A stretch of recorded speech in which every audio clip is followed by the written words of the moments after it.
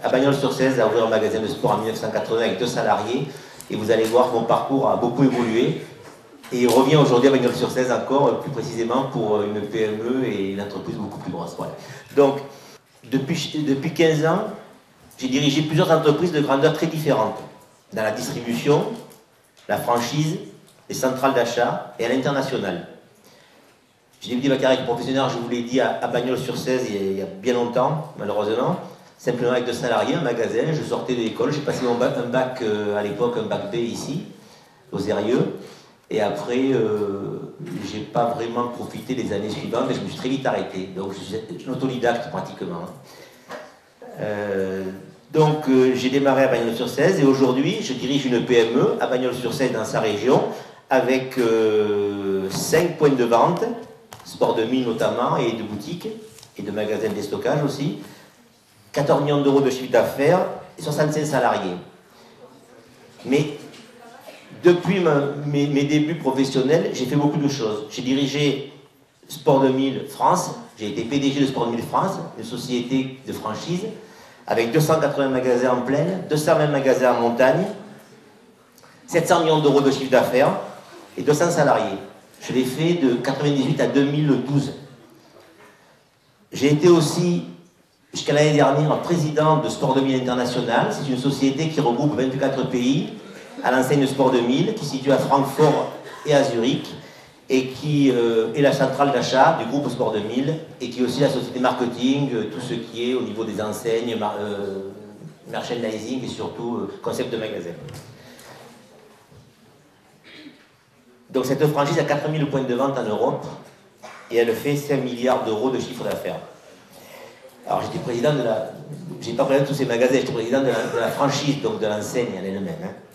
Dans mes propos, vous allez avoir de temps en temps des mots anglais. Il faut savoir que si vous allez faire des écoles de commerce, l'anglais est très très important. Et aujourd'hui, beaucoup de mots, beaucoup de choses se traduisent en anglais avec des mots qui sont à étudier, à comprendre. Donc si vous avez besoin de me demander ce que je veux dire, les quelques mots que je vais prononcer en anglais, parce qu'ils ne se disent pratiquement qu'en anglais, vous me posez la question après, il n'y a pas de problème. Donc j'ai présidé aussi pendant 4 ans une jeune venture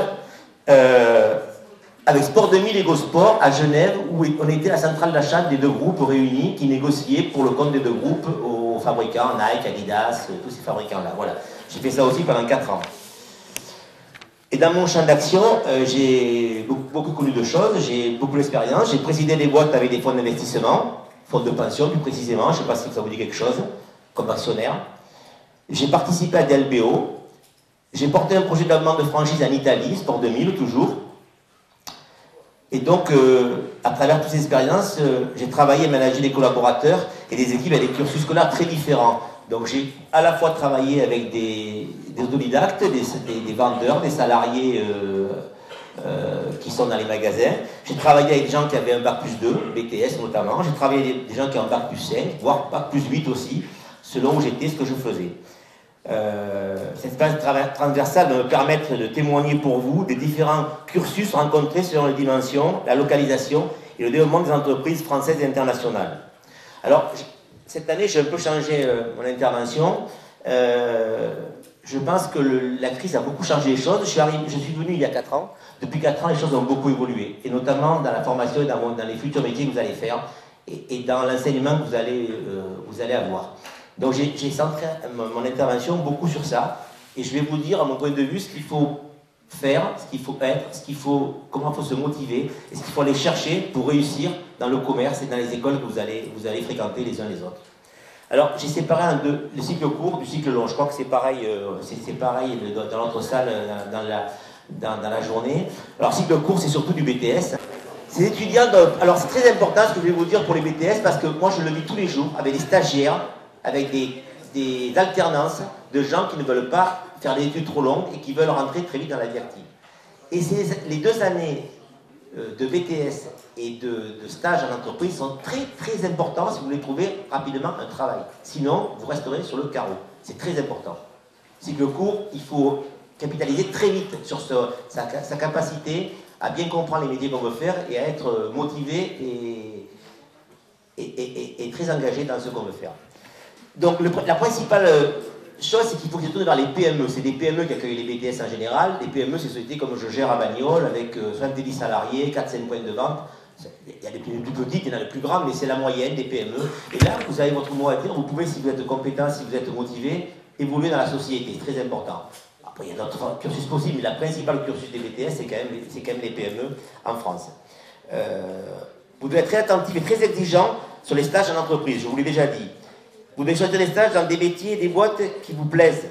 Ils doivent être motivés et performants afin d'avoir une chance d'être embauchés. C'est très important dans l'entreprise qui vous accueille. Parce que la plupart des gens qui font des stages en entreprise, pour nous, c'est un vivier de sourcing.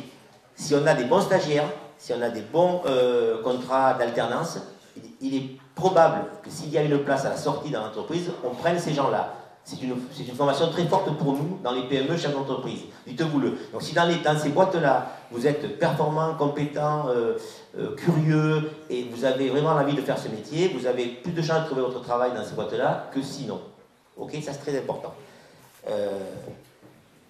Il faut savoir aussi que, malgré ce qu'on peut dire partout, les entreprises aujourd'hui embauchent, quelles qu'elles soient. Parce qu'aujourd'hui, les entreprises ont à la fois des départs, les gens changent de métier et d'entreprise beaucoup plus vite qu'avant. Avant, on rentrait dans une entreprise, on y restait toute sa vie pratiquement. Maintenant, c'est complètement faux. Vous appelez beaucoup, vous restez 2, 3 ans, 4 ans, vous changez de boîte la plupart. Donc, il y a des postes qui toutes les années, tout le temps, sont libres pour de nouveaux salariés. Ça, c'est très important. Et en plus, dans les entreprises, une PME comme une grosse entreprise, vous avez donc des gens qui évoluent et qui changent de dimension de travail, qui changent de poste. Et là aussi, il y a du travail pour les nouveaux. Donc c'est très important à dire. Évidemment, le chômage est très important. Aujourd'hui, on ne parle que de ça, et c'est vrai qu'aujourd'hui, on est altéré par tout ça, et on ne sait pas comment s'en sortir. Il n'empêche que les gens motivés, les gens qui croient ce qu'ils font, les gens qui ont bien choisi, qui savent vraiment ce qu'ils veulent faire, peuvent trouver du travail assez vite. Et c'est toujours par les filières de formation et de stage, même pour les grandes écoles d'ailleurs. Les grandes écoles, de plus en plus, les étudiants sont placés, alors c'est plus souvent maintenant des césures. En général, les écoles de commerce, 5 ans et plus, au bout de toutes les années, font des stages de 3 mois en entreprise, et la 4e et 5e année, c'est souvent des césures de 6 mois. Et après ça, évidemment, le but, c'est de former les élèves et d'arriver à leur trouver un poste dans ces boîtes-là, dans les années où ils seront sur le marché du travail. Alors, on parle toujours des études courtes et des PME dans lesquelles vous risquez d'aller plus tard, et des métiers que vous pouvez faire dans ces PME. Alors, ma liste n'est pas exhaustive, hein, il y a peut-être j'en oublie, ou certaines choses peuvent... il peut y avoir autre chose, mais je vais vous donner les principales... par exemple, dans mon entreprise, je vais prendre la PME Monty. On a 2 sortes de salariés, les cadres et agents de maîtrise, et les employés non cadres. Pour les cadres et agents de maîtrise, on a les directeurs de magasin, assistants de direction, acheteurs, négociateurs, sont des gens qui vont acheter les marques de mode, les marques de sport, le matériel, et qui négocient selon évidemment les besoins de leur patron, les conditions commerciales des boîtes. Responsable logistique, on a une plateforme logistique qui est à Vénéjean. Responsable administratif et RH, on a des gens qui ont, en général, ceux-là sont plus formés, ils ont en général un bac plus 5, qui sont responsables de tout ce qui est chez nous, la fiche de paie et la partie ressources humaines et juridiques avec l'aide d'un conseil juridique. Responsable informatique, on a aussi de l'informatique, comme partout, l'informatique prend une grande place aujourd'hui dans les magasins et dans les bureaux, donc il y a quelqu'un qui s'occupe de ça dans l'entreprise. Des chefs de rayon qui sont responsables d'un rayon, rayon chaussures, rayon ski montagne, rayon tennis, rayon vélo, rayon mode, rayon sport actif, bon voilà. Et les contrôleurs de gestion qui gèrent l'entreprise avec moi, et une personne qui est toujours, tous les jours, en train de regarder le contrôle de gestion, le prévisionnel de la boîte, les ressources, les chiffres d'affaires et les marges. Voilà. Donc ça, c'est le côté cadre. Ces gens-là sont cadres chez nous en général ou agents de maîtrise. On peut avoir fait un BTS et si on est motivé, si on a des compétences certaines, arriver à être agent de maîtrise ou cadre dans une PME. Après plusieurs années, bien sûr, il faut commencer par le bas, mais on peut y arriver. Il n'y a pas de problème. Et après, des postes d'employés qui sont les postes de vendeurs, de préparateurs logistiques, techniciens. Alors là, c'est intéressant aussi pour les garçons, moins pour les filles, mais encore que. Pour les garçons, on a aujourd'hui dans les magasins de sport, alors je parle de sport de nuit notamment, et des magasins comme GoSport ou d'autres, Decathlon, Intersport, on a besoin d'un technicien. C'est-à-dire qu'aujourd'hui, lorsqu'on a des rayons sport technique, que ce soit le tennis, que ce soit le vélo, que ce soit le ski, la montagne, nous avons besoin de gens qui pratiquent, qui sont compétents et qui sont à la fois des vendeurs et des techniciens. C'est en général des postes qui sont bien payés, presque autant payés au bout de quelques années que des agents de maîtrise ou des cadres, parce qu'ils ont une valeur ajoutée certaine dans l'entreprise, puisque c'est eux qui doivent conseiller les clients, et s'ils sont mauvais conseils, les clients ne reviennent plus. C'est facile pour acheter une paire de chaussures, c'est facile pour acheter un vêtement, une fringue ou un pantalon de job. Par contre, quand on pratique ces sports-là, on a besoin de quelqu'un de très performant dans le magasin. Donc c'était intéressant pour ceux qui aiment le sport et qui aiment certaines pratiques de sport qu'on retourne dans les magasins, de pratiquer et après de joindre la vie scolaire à ces métiers-là. Il y a cordeur, il y a skiman cordeur, on peut aller en station de ski aussi faire des saisons, c'est quand même assez intéressant, ça apprend aussi pas mal de choses et ça fait bouger les gens. Donc tout ça c'est intéressant aussi dans nos métiers, c'est une petite parenthèse. Voilà, donc après il y a les secrétariats, les secrétaires et les comptables aussi dans l'entreprise qui gèrent... Bon alors au niveau des salaires, puisque c'est une génération qui aime parler d'argent, et qui aime bien savoir combien elle peut gagner ou pas gagner. Donc sur des PME comme les nôtres, les salaires pour des cadres, directeurs de magasins notamment, et des cadres d'entreprise, les salaires sont entre net, je vais parler net, comme ça vous saurez à quoi vous en tenir, entre 2-3 000 euros par mois net. C'est des gens qui ont en plus souvent un véhicule de fonction, bon, leur téléphone portable, donc c'est quand même pas mal, et les primes, si tout va bien, c'est un peu moins vrai depuis 2-3 ans, les choses sont un peu moins faciles qu'avant, mais on arrive quand même à leur trouver des motivations au niveau des primes d'intéressement. Voilà. Après, pour ce qui est d'une vendeuse, elle démarre au SMIC plus que quelques euros chez nous, mais si elle reste plus d'un an ou 2 ans, elle monte, elle progresse et elle évolue dans le salaire aussi annuel. Voilà. Et pour ce qui est des techniciens, je vous l'ai dit, ils gagnent entre 1008 et 2200 euros par mois. Alors, on va reparler des études courtes et après on passera aux études longues. Donc, pour les études courtes, il faut quand même savoir aussi que même si vous démarrez sur un BTS, vous avez la possibilité aujourd'hui, c'était moins vrai avant, mais maintenant c'est de plus en plus vrai, de pouvoir, par les concours passerelles, changer d'avis et continuer une 3e année dans une école de commerce ou ailleurs pour pouvoir finir sur des études plus longues, d'un an de plus pour un bachelor ou une licence, voire 3 ans de plus pour un master. Donc c'est très intéressant, on peut changer d'avis, on peut, selon les circonstances, continuer l'école malgré un BTS si vous en avez l'envie et si vous êtes motivé pour ça et si vous passez des concours et vous les réussissez, bien sûr. Alors, pour les cycles longs, les possibilités sont très très larges. Les entreprises doivent s'adapter sans cesse aujourd'hui dans un environnement économique très mouvant, très compliqué. Et votre cursus est très important et on a besoin aujourd'hui de gens comme vous, de jeunes qui maîtrisent complètement l'avenir et qui savent, qui adoptent les nouveaux codes et les nouvelles manières de travailler et d'évoluer et qui nous permettent aussi d'évoluer dans l'entreprise. Et les entreprises d'aujourd'hui qui sont à nous sont des entreprises de demain, vous y travaillerez, vous les dirigerez. Donc c'est important que les jeunes aujourd'hui rentrent dans l'entreprise et nous apportent cette nouveauté, cette jeunesse, cette fraîcheur qu'on a moins pour les gens de notre âge. Bon, votre cursus doit être tourné vers 4 priorités. Alors ça, c'est tout ce qu'il faut que vous... C'est important. C'est tout ce qui est important aujourd'hui pour faire une école de commerce et pour réussir dans ces métiers-là. Vous avez le management. Le management, savoir coacher, savoir déléguer, savoir former. Management très important. Si on ne sait pas manager, on n'évolue pas dans une entreprise. Mais c'est aujourd'hui aussi le cas dans des entreprises industrielles où on est toujours obligé maintenant de gérer des hommes, de travailler en groupe et de motiver ces troupes. Et surtout de les tirer vers le haut. Donc ça c'est très important maintenant. La culture au projet. Alors culture au projet, vous devez certainement faire des exercices en commun déjà jusqu'au bac. La culture au projet, c'est la culture du groupe. Travailler et créer des projets en groupe, les soutenir.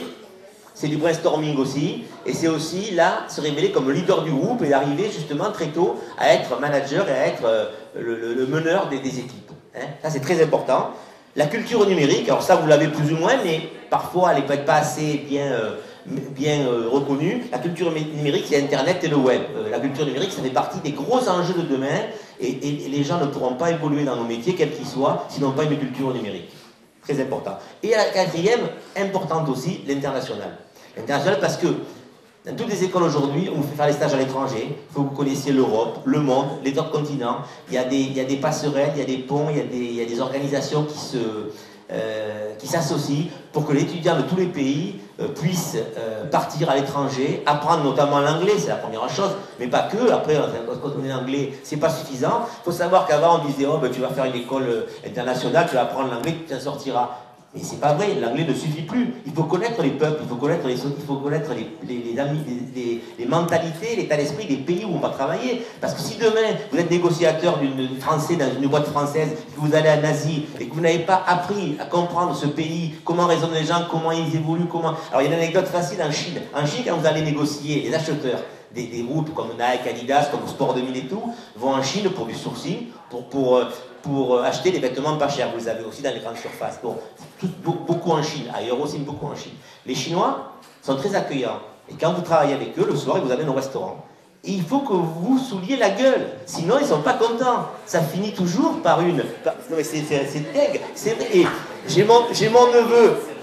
C'est mon neveu qui est chez GoSport comme chef de produit. Cette année, il est rentré, il est parti en Chine. Il a été obligé de boire avec eux parce que ces gens-là obligent à boire. Je ne sais pas si vous avez vu un film qui s'appelle, je ne sais pas comment c'est, La vérité figement. Ben, c'est exagéré, bien sûr, mais c'est ça aussi. C'est ça aussi les Chinois, l'accueil des Chinois. Et il faut que vous ayez mangé avec eux, que vous buviez leur alcool et finalement que vous sortiez. Alors peut-être pas ivre-mort, mais bien entamé déjà, bien entamé. Sinon, ils ne sont pas contents. Bon allez, c'est bon, c'est anecdote, mais c'est la vérité. Hein. Donc tout ça c'est un exemple. Donc il faut que vous alliez dans certains pays, que vous bougiez, et après le bac, 2 ans après, souvent, il y a des étudiants qui partent une année complète en Australie, aux États-Unis, en Argentine, dans tous ces pays-là, pour faire une année à l'international où ils sont à moitié en fac pour apprendre la langue, et l'autre moitié, bah, ils trouvent un petit boulot, ils sortent de là au bout d'un an, ils parlent anglais couramment, et ils ont une certaine maîtrise du pays, ils connaissent les habitudes de ce pays. Voilà. Très important pour l'avenir à l'international, même pour les banques, hein, tout ce qui est financier et tout, les gens partent, ils doivent connaître la mentalité des pays où ils sont. Et c'est là-dessus qu'il faut la différence sur ces quatre éléments-là, c'est très important. Alors, pour les études longues, vous avez 2 cycles, vous le savez. Vous avez un premier cycle de 3 ans qui permet l'acquisition d'une approche globale de l'économie, du droit, du marketing, de la gestion, de la finance et de l'international. Là, vous n'êtes pas encore spécialiste, vous n'êtes pas encore vraiment... Souvent, les écoles, là, vous donnent une formation globale, assez générale, et vous incitent à, évidemment, après, dans les 2 dernières années qui restent, à développer votre expertise, métier, relative au domaine que vous choisirez. Après 3 ans, vous devez savoir ce que vous voulez faire. Donc vous allez choisir les métiers, et ces 2 dernières années de master vous permettent d'aller vers un métier, de vous spécialiser, et d'avoir une compétence beaucoup plus précise sur le métier que vous voulez faire. Parce que le tronc commun des 3 premières années est très important. On n'a pas besoin d'être spécialisé pour l'étude longue la première année où on va en cours. On a besoin d'apprendre l'anglais, on a besoin de bouger, on a besoin de partir à l'étranger, on a besoin d'apprendre tout ce qui est autour de ce que je viens de vous dire, le droit, le marketing, globalement, généralement. Et c'est qu'après qu'on se spécialise. Et donc voilà. Alors vous allez me dire comment choisir son école et son enseignement, bien sûr, puisque vous êtes là pour ça, vous réfléchissez à tout ça. Alors moi je vois 2 principes qui vont vous permettre d'y voir plus clair. D'abord, c'est de choisir une école qui est tournée, ou une formation qui est tournée vers l'avenir. Vers l'avenir, pourquoi? Avec les nouvelles donnes, avec tout ce qui est numérique, nouveaux outils, c'est très important, et vers l'international aussi. C'est une école tournée vers la modernité et le nouveau monde, c'est très important. En école de commerce, on parlera toujours stage à l'étranger, anglais, 2e langue, c'est très très important hein, dans tout ce qui est commerce. Mais ça devient très important aussi les écoles d'ingénieurs, parce qu'on s'aperçoit des ingénieurs qui ont fait leur formation en France, qui n'ont pas fait de stage, qui ne sont pas à l'étranger. Le jour où ils sont mutés dans un pays étranger, dans un continent étranger, puisque vous savez que nos boîtes sont internationales, le CAC 40 et partout dans le monde, ben ces gens-là ils se retrouvent bien embêtés parce qu'il faut qu'ils reprennent l'anglais, quoi. Et ça arrive encore, très souvent. Très souvent. C'est la grosse qualité d'une école de commerce, c'est ça. C'est qu'en sortant, vous parlez anglais, voire une 2e langue. Pour le reste, bah, il faut vous débrouiller aussi, il faut démontrer notre qualité. Alors, on ne rentre pas toujours dans une école en sachant ce qu'on veut faire. C'est vrai que les écoles, on y rentre en première année après le bac, bon, on choisit à peu près une école de commerce, une école d'ingénieur, une école peu importe laquelle, mais on ne sait pas vraiment ce qu'on veut faire. Et c'est justement ces écoles-là qui doivent vous révéler et révéler vos capacités, votre potentiel, pour faire exister tout ça et pour vous déterminer après sur vraiment le métier de votre avenir. C'est très important et c'est leur rôle aussi. Mais il faut choisir des écoles qui ont tout cet aspect-là et qui vont vous, peut-être pas vous cantonner très vite à un métier, mais qui vont vous permettre, pendant les 2 ou 3 années que vous allez passer, d'analyser et de vous faire une idée sur le métier que vous voulez faire et de préciser les choses après au bout de 2-3 ans. Ça, c'est très important. Alors, 3 moteurs doivent vous guider dans vos choix, à mon avis. C'est l'international, avec l'anglais, avec ce que je vous ai dit, je ne reviens pas, la capacité à voyager, à connaître d'autres cultures, d'autres cas d'esprit et d'autres sociétés à l'étranger qui fonctionnent différemment que les nôtres, ne serait-ce que le plan comptable déjà. L'innovation, priorité à la culture au projet, on en a parlé, et au sens de l'action et de l'imagination, c'est très important. Donc l'innovation, c'est être innovant, être force de proposition pour faire évoluer, faire changer les choses. Et l'interactivité, on en a reparlé, la culture et tout ce qui est intelligence numérique. Voilà. Alors, dans les études longues, alors j'ai trouvé ça, ça m'a impressionné. J'ai trouvé tous les métiers, alors qui touchent au commerce et à la finance et à tous ces métiers-là. J'ai trouvé 100 métiers qui ont été déterminés. J'ai 100 métiers là, j'ai d'ailleurs une liste, j'en ai pris quelques-uns si vous voulez voir. Il y a 100 métiers possibles dans ce secteur-là, enfin 100 et d'autres, mais principalement 100. Qui vont d'un bac plus 2 à un bac plus 5 et qui vont au business international, au business management, au business entrepreneurial, c'est quand on veut créer une entreprise ou reprendre l'entreprise de ses parents, ça peut arriver, ingénierie et finance des marchés, gestion du patrimoine de banque et assurance, et corporate, finance, contrôle et audit. Il y a 100 métiers là-dedans. Donc, si vous ne trouvez pas le vote pour ceux qui veulent faire du commerce ou de la finance, bah, c'est pas normal, quoi. Et c'est vrai que c'est des secteurs qui ont explosé. Parce qu'aujourd'hui, on ne parle que de ça, de commerce, de distribution, d'industrie de commerce, de recherche et de services dans les banques, dans les assurances et dans la partie financière. Voilà. Donc j'ai à votre disposition pour certains, si vous le voulez, la liste de tous ces métiers-là, qui peuvent être intéressants pour vous demain, ça peut vous aider peut-être. Il faudra, dans tout ce qui s'ouvre à vous, s'offre à vous, le métier le plus approprié à votre profil, votre ambition, votre tempérament. Trouvez le métier qui vous paraît vous faire un peu... vous intéresser un peu, vous faire un peu rêver, ou du moins déjà vous faire un peu, vous sensibiliser, c'est très important. Quand on n'aime pas son métier, c'est compliqué. Alors, pour réussir en tant que cadre ou agent de maîtrise, et pour gravir les échelons, parce que vous démarrez évidemment toujours par un métier, vous n'aurez pas toujours la chance de démarrer par un métier où vous serez chef de service, où vous aurez une grosse activité, il va falloir des fois démarrer en bas de l'échelle, si ce n'est pas en bas, guère plus haut pendant quelques temps. Notamment pour les études courtes, il faudra apprendre à manager. Alors pour les gens qui veulent être agents de maîtrise ou cadres, il faut vraiment apprendre à manager, c'est très important. Et tout ça par les valeurs qu'on inculque, c'est très important. Il faudra vous mettre en question en permanence, tout le temps vous mettre en question, c'est important aussi. Avoir de l'intégrité, de la disponibilité dans l'entreprise. Il ne faudra pas compter les heures et dire je file des heures au patron, j'en ai marre, après tout, je fais ce que j'ai à faire, je me limite à mes heures et j'arrête. Oui, ça vous pouvez le faire, mais vous resterez en bas, vous ne montrez pas. C'est clair. Hein. Si vous ne donnez pas du temps à l'entreprise, vous ne montrez jamais. Ça, c'est très important.